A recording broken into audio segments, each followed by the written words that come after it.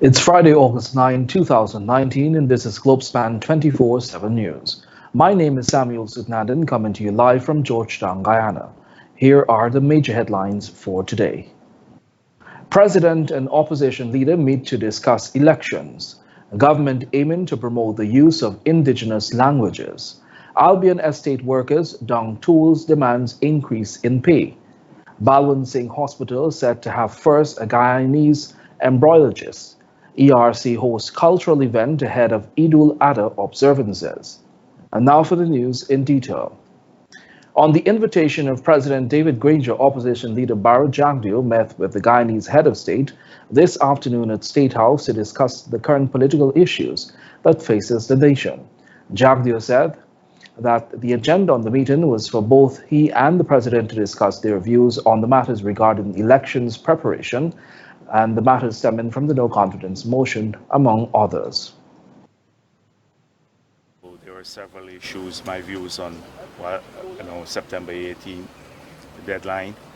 I shared my views on the resignation of the cabinet, on the house-to-house registration and the timeline for that, consistent with the work program of GCOM. And so, and then the president shared his views on similar matters. I think it's early, and we hope.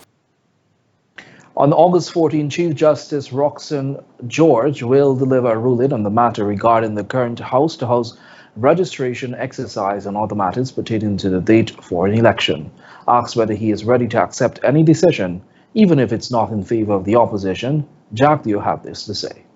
The thing is that most people put a lot of attention store on what the Chief Justice will do on the 14th. It's very important, but it's not the definitive issue. You would recall the context in which we approached the Chief Justice. At that time, there was no commission in place, and Mr. Lowenfield, as CEO, had embarked upon a house-to-house exercise using an order that was signed on June 11th and secretly gazetted to start an activity on July 20th. After the CCJ had given its consequential ruling on the July 12th. And we felt that it's illegal, and even the timeline for house-to-house registration is going to put us past the date of the ruling of the CCJ. And the CCJ made it clear that GCOM had to comply with its ruling too. So that is why we approached the Chief Justice to stop the house-to-house registration at that time, because we felt it was illegal and we had no other recourse because there was no functioning commission. Now you have a commission in place. I'm sure that the commission would look at the timeline and they would see that, and it's a point I made today, that they would see that we are trying to hold an election as close as possible on a database that we haven't even started creating as yet, because that database, based on their timeline, would be ready sometime next year. The Ministry of the Presidency nor the Department of Public Information has published anything regarding the president's statement or views on the meeting with the opposition leaders so far.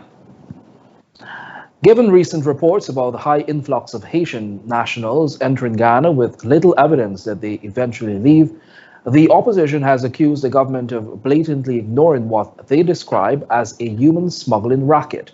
We have more in this report.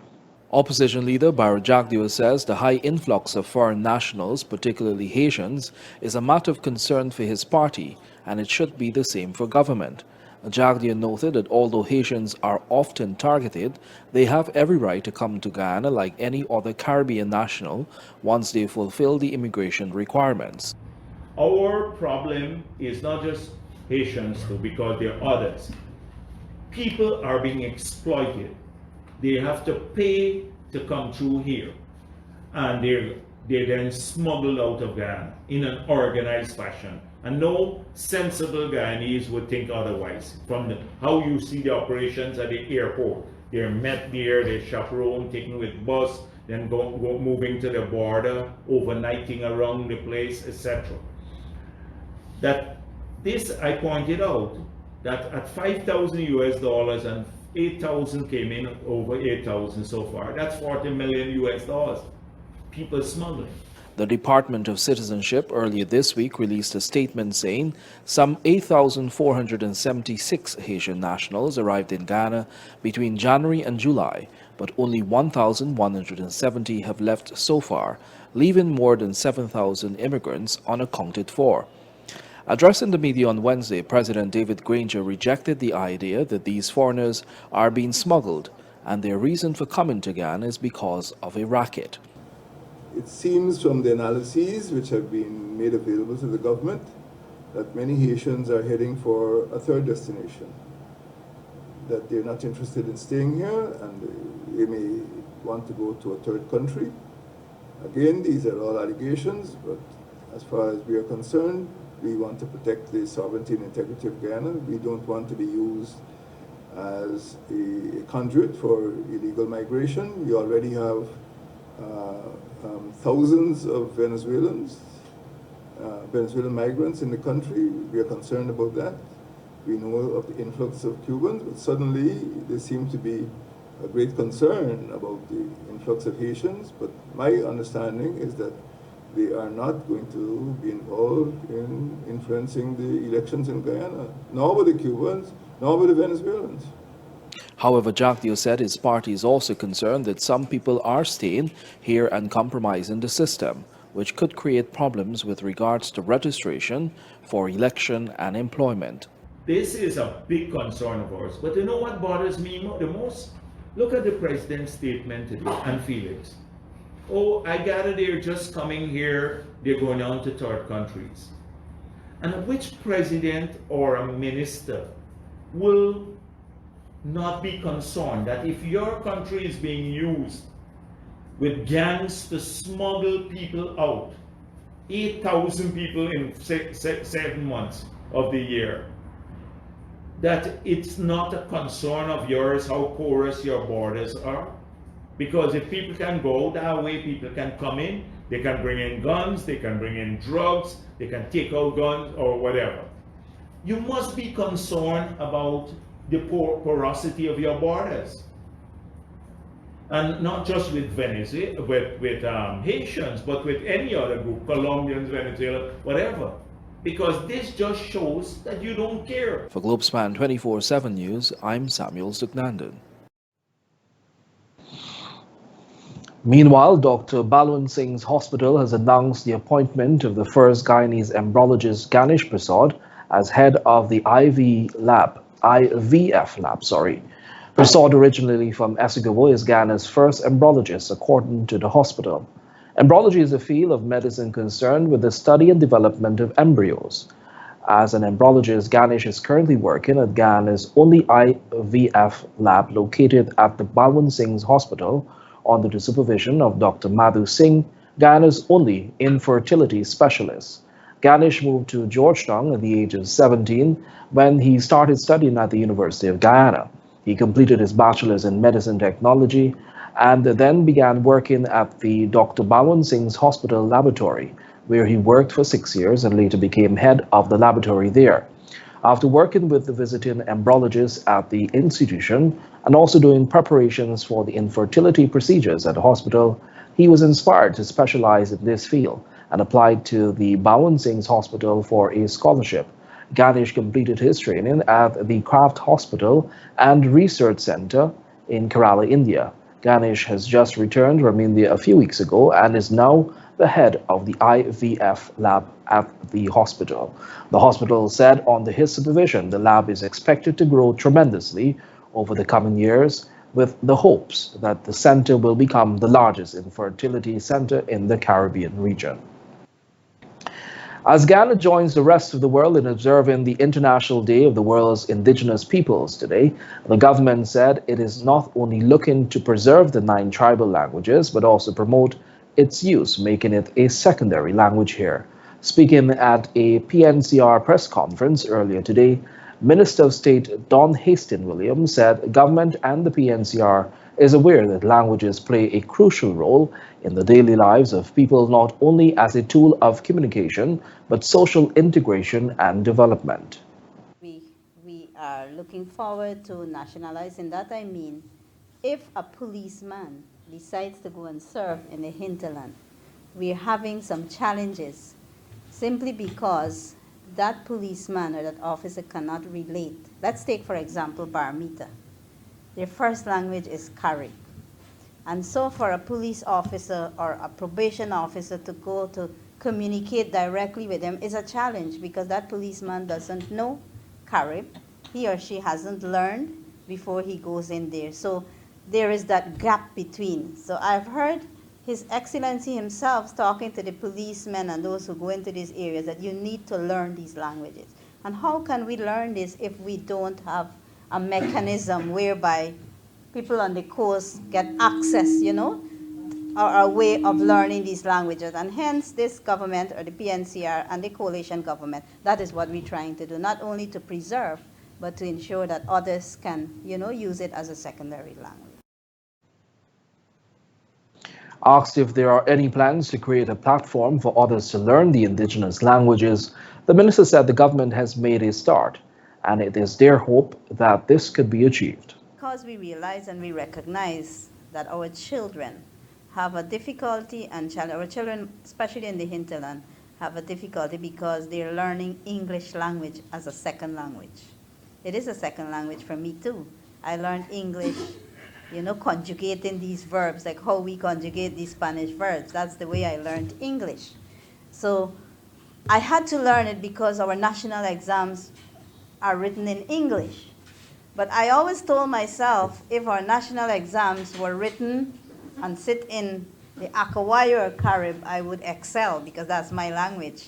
And I think we want to get there very sooner than later, if later. But we have made a start, and as we're revising our curriculum, just like how we have Spanish on our national timetable, I imagine that we are going to have one or two of these languages on our national timetable.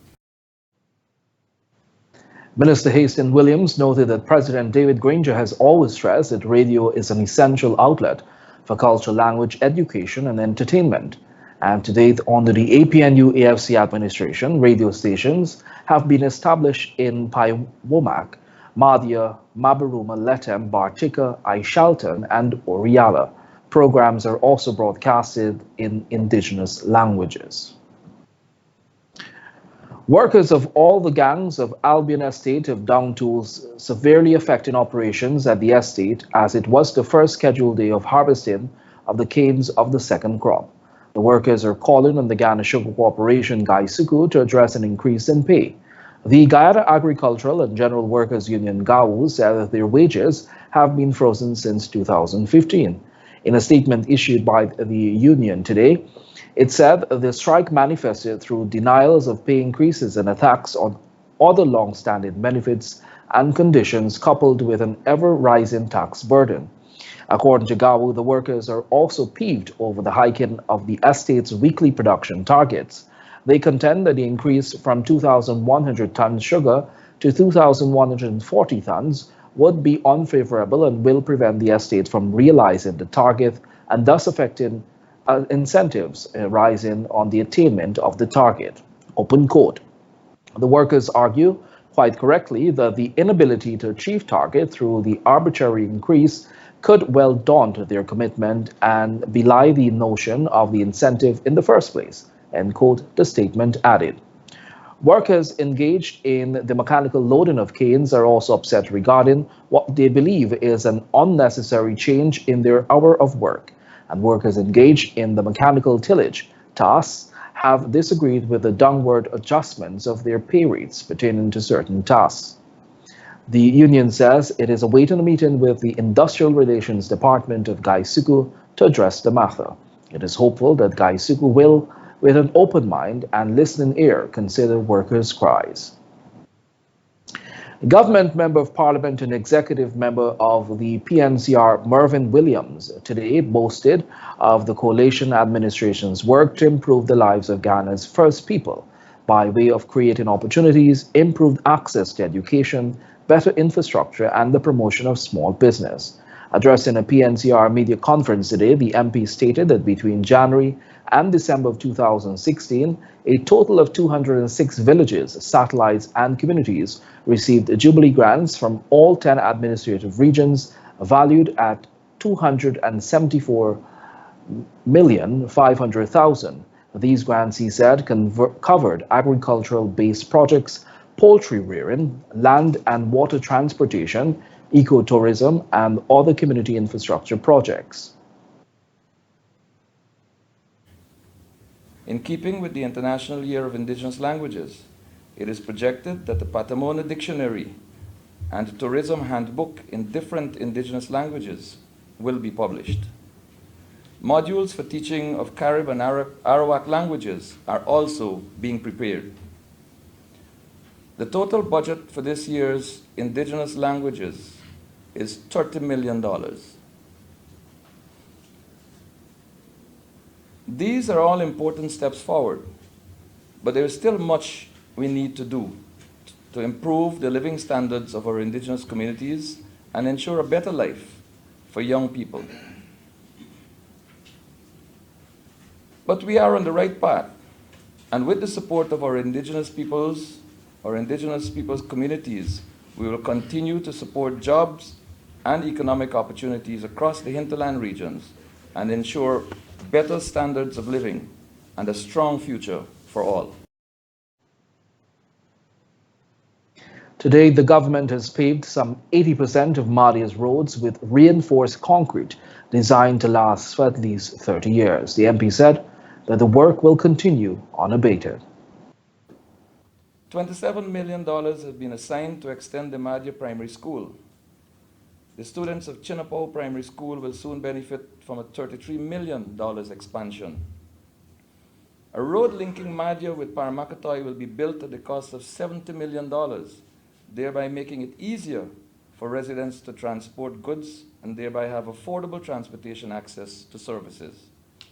Additionally, 4 high-quality concrete bridges are being constructed in the North Pacaraimos. Those two, at a total cost of $98 million, will do much to improve the quality of life of residents within the various villages, citizens commuting, and improved tourism within the North Pacaraimos villages. In keeping with its mandate of ensuring harmony among all Guyanese, the Ethnic Relations Commission hosted a cultural event to usher in Eidul Adha, which was declared a national holiday on August 5 by Public Security Minister Kemraj Ramjatan. Tiffany Jordan filed this report. You might find it interesting as I proceed in between a little bit to tell you, I think at that time they badly needed the Ethnic Relations Commission because there were ethnic issues and problems even in those days. So the pilgrimage of Mecca is taking place right now. It is called the Hajj. We are going to make Hajj. I want you to understand where the word Hajj comes from. This word Hajj comes from an African woman from the country of Egypt. She was a princess and not a slave, as some people like to show that she was, because there were ethnic quarrels and religious quarrels even in those days. That was Roshan Khan, an ERC commissioner addressing a small cultural event at the organization's Georgetown office today. Eidul Adha is one of the most important calendar events of the Islamic community.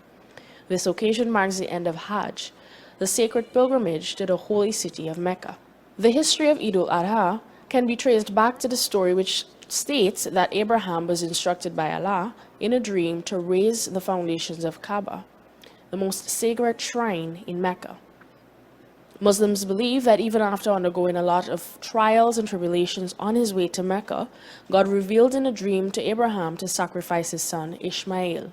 As Abraham prepared to kill his son, God stopped him and gave him a sheep to sacrifice instead. Popularly known as the Festival of Sacrifice, this Muslim holiday, Eid al-Adha, commemorates Prophet Abraham's unselfish act of sacrificing Qurbani, his own son, to the one God, Allah. Imran Ali, who was part of the event at the ERC, recited a dua.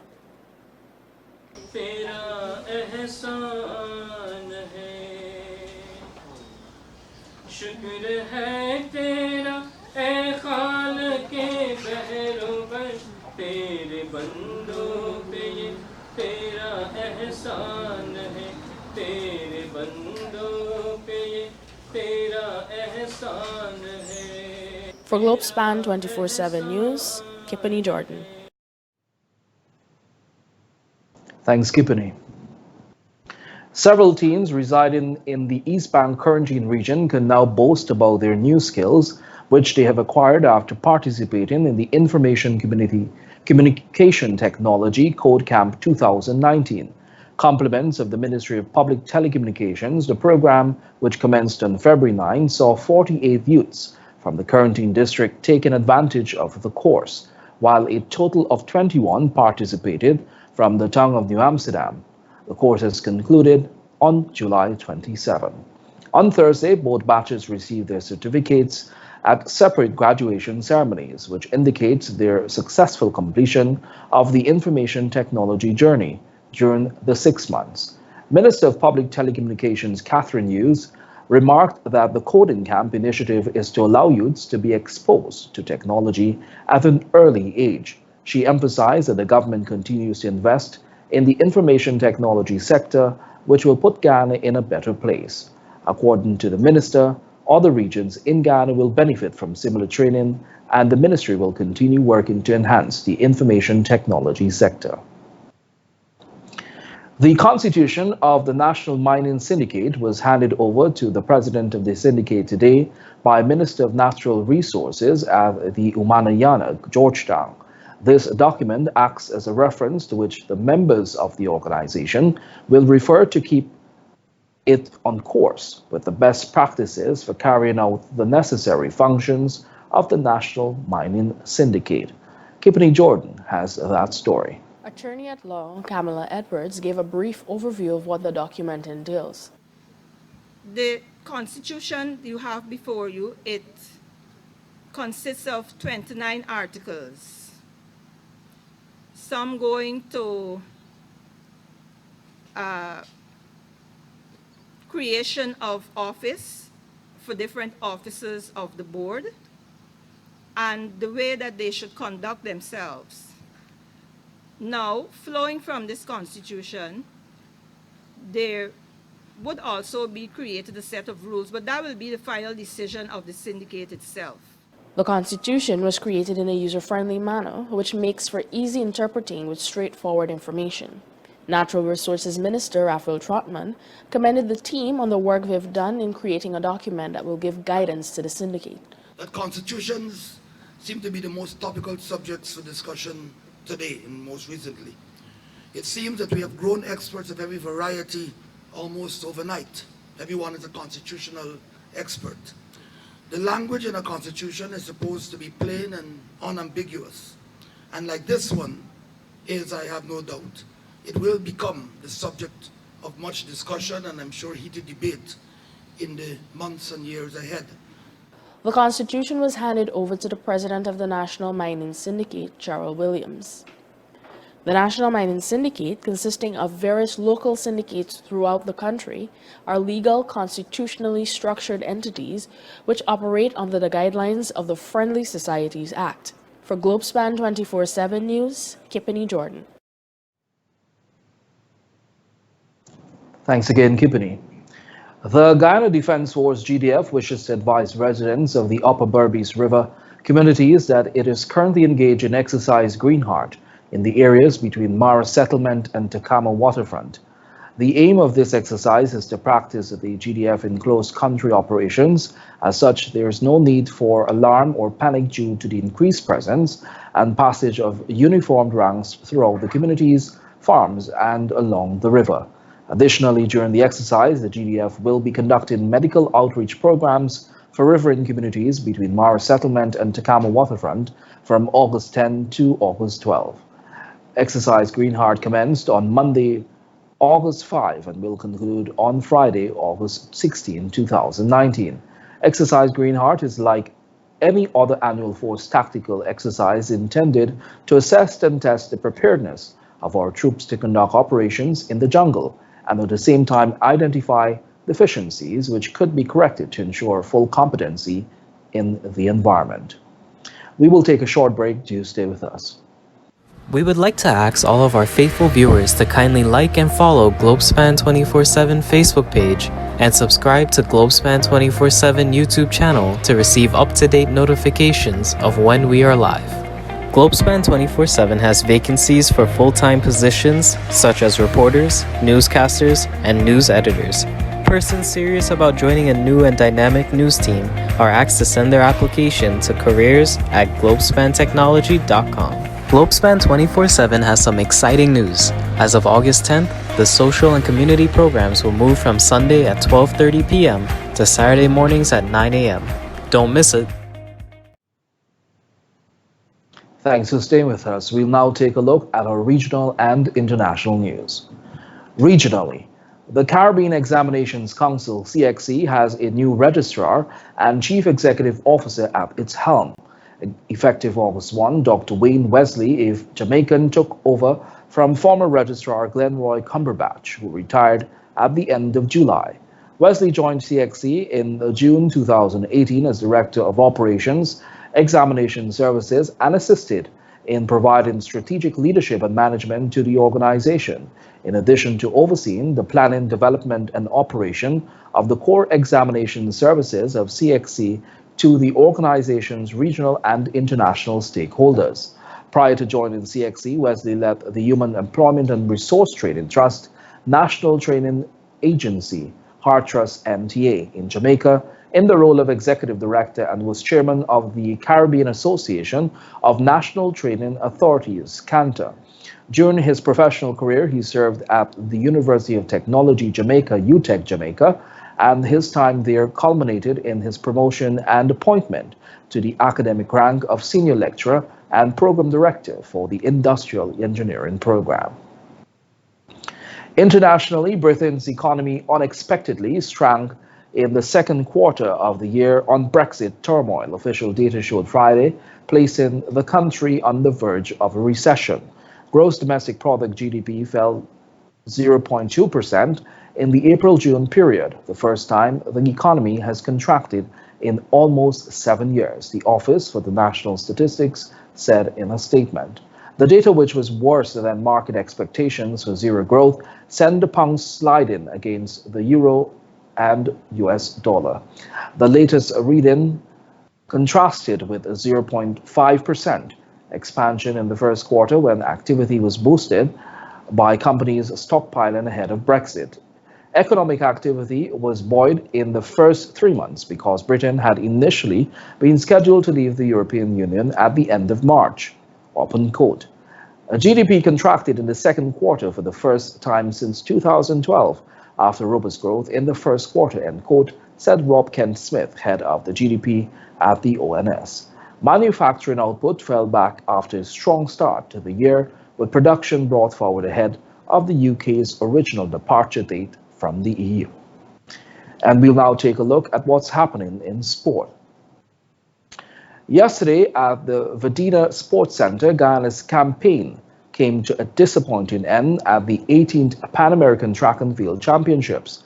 Guyana's lone finalist in the entire championship, Alia Abrams, finished 7th in her 400-meter women's ultimate showdown with a time of 52.63 seconds, improving from her 52.95 seconds qualifying performance. Jamaica's Sharika Jackson was declared the winner in the women's 400 meters. She finished with a lightning time of 50.73 seconds, almost 2 seconds faster than Abrams.